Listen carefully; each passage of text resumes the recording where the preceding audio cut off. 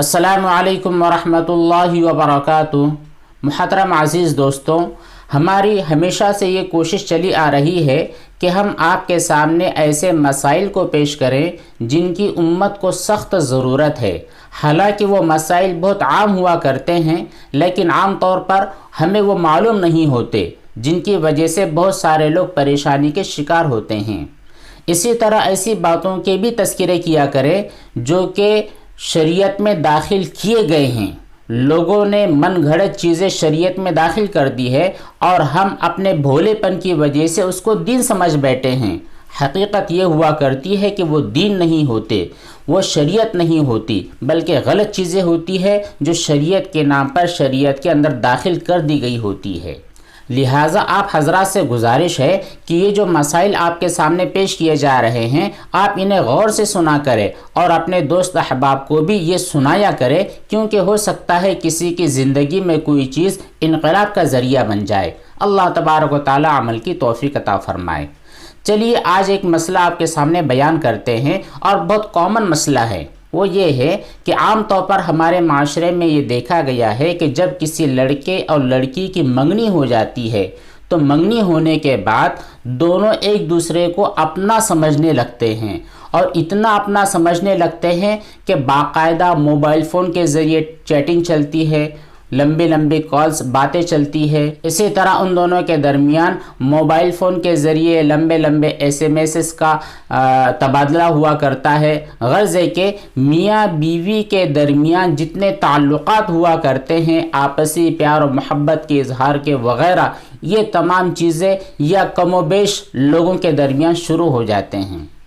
تو شریعت اعتبار سے اس کا حکم کیا ہے؟ شریعت اس کو کیسا سمجھتی ہے؟ کیا یہ چیزیں ہمارے لیے درست ہے یا غلط ہے؟ اس کے بارے میں بات کریں۔ دیکھیے، جو منگنی ہوتی ہے، لفظ منگنی اور رسم منگنی، یہ جو منگنی کی رسم ہے یہ نکاح نہیں ہوتا ہے، بلکہ نکاح کا وعدہ ہوتا ہے۔ جب نکاح کا وعدہ ہوتا ہے تو ظاہر بات ہے وہ نکاح نہیں ہے۔ ایک آدمی نے وعدہ کیا کہ میں تجھ سے نکاح کروں گا، یا اسی طرح کسی عورت نے وعدہ کیا کہ وہ کسی مرد سے نکاح کرے گی، تو یہ وعدہ ہے۔ وعدہ مکمل بھی ہو سکتا ہے اور وعدہ ٹوٹ بھی سکتا ہے۔ جب تک کہ اس وعدے کو عملی جامہ نہ پہنا دیا جائے، اس وقت تک یہ منگنی اور وعدہ ہی ہوتا ہے، نکاح نہیں ہوتا۔ لہٰذا ہمارے نوجوان بچوں اور بچیوں کو اچھی طرح سمجھ لینا چاہیے کہ جب تک ان کے درمیان نکاح نہیں ہو جاتا، اس وقت تک کسی قسم کا تعلق ہم کسی عورت سے یا کسی لڑکے سے یا کسی لڑکی سے قائم نہیں کر سکتے۔ لیکن ہمارے معاشرے میں یہ رواج چل پڑا ہے، کوئی شخص اپنی منگیتر سے بات کرنے کے لیے جھجکتا نہیں ہے، اور ہمارے بڑے بھی ان کو روکنے کی کوشش نہیں کرتے، بلکہ بسا اوقات تو یہ دیکھنے میں آیا ہے کہ جو ذمہ داران ہوا کرتے ہیں دلہے کے اور دلہن کے، وہ دونوں کو چھوٹ دے دیتے ہیں کہ جائیے آپ لانگ ڈرائیو پر جا کر آئیے، یا آپ ایک دوسرے سے بات چیت کیجئے، دونوں ایک دوسرے کے حالات کو اچھی طرح جان لیجئے۔ دوستوں، یہ سب چیزیں اچھی نہیں ہیں، شریعت میں اس کی کوئی اجازت نہیں ہے۔ ہاں، نکاح سے پہلے اگر آپ اپنی بیوی کو اچھی طرح پرکھنا چاہتے ہیں، اسی طرح کوئی لڑکی چاہتی ہے کہ میں اپنے شوہر کو اچھی طرح پرکھ لوں، تو اس کے لیے شریعت نے اجازت دی ہے ایک مرتبہ نظر کرنے کی، ایک مرتبہ دیکھنے کی۔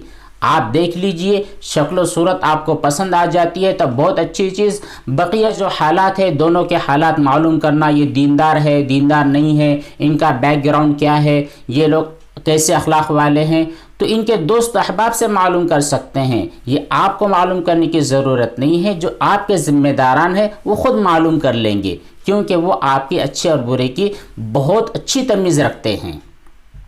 اسی طرح اس سلسلے میں ہمارے جو ذمہ داران ہیں، ہمارے گھر کے جو بڑے بوڑھے لوگ ہیں، جو کہ نکاح کے معاملات کو طے کرنے کے لیے آگے آگے رہتے ہیں، ان سے ایک مؤدبانہ گزارش یہ ہے کہ منگنی ہو جانے کے بعد آپ کی ذمہ داری یہ ہے کہ بچوں کے جتنا ہو سکے اتنے جلدی نکاح کر دیے جائیں۔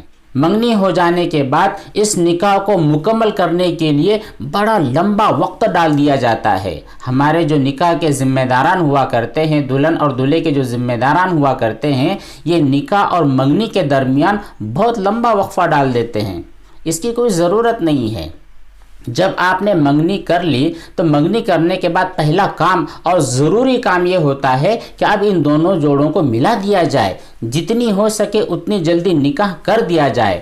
اب آپ یہ کہوں گے کہ نکاح کے لیے ساز و سامان میسر نہیں ہے، خرچ پورا کرنا ہے، تو کیا کریں؟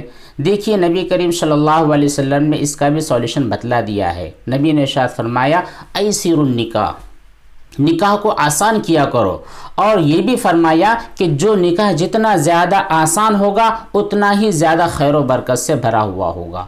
ہم چاہتے ہیں کہ ہمارے بچوں کی زندگی کامیاب ترین گزرے، ان دونوں کے درمیان زندگی بھر محبت اور مودت بنی رہے، تو اس کے لیے ضروری ہے کہ ہم اپنے معاشرے میں آسان نکاح کو رواج ڈالیں، آسان نکاح کو فروغ دیں۔ اس کی وجہ سے نکاح میں برکت پیدا ہوگی، اور جو گھریلو جھگڑے فتنے پیدا ہو رہے ہیں اس سے بھی لوگوں کی حفاظت ہوگی۔